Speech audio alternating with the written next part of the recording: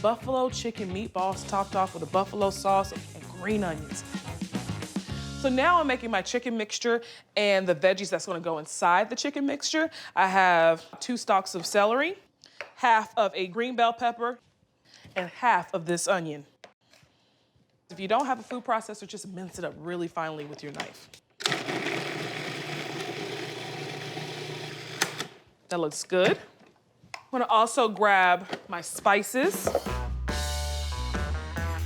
and breadcrumbs.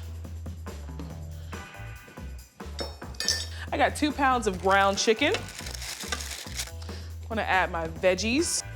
I'm just gonna use a little bit of my house seasoning. I'd say about that.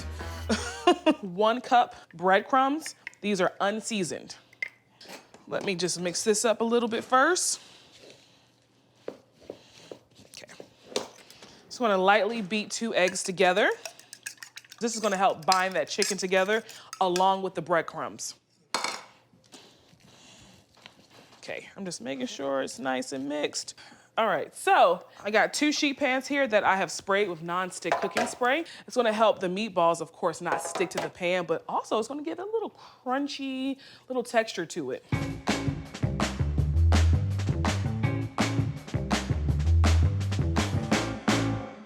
All right, let me wash my hands.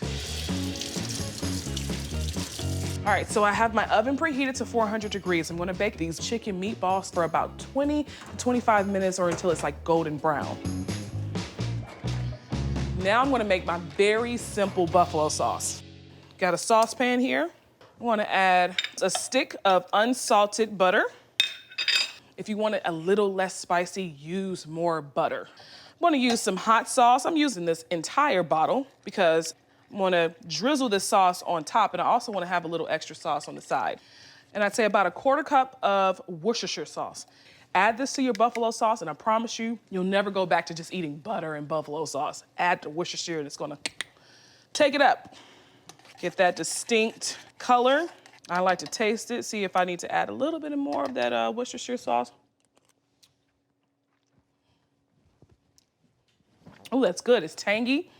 Not too spicy in my opinion.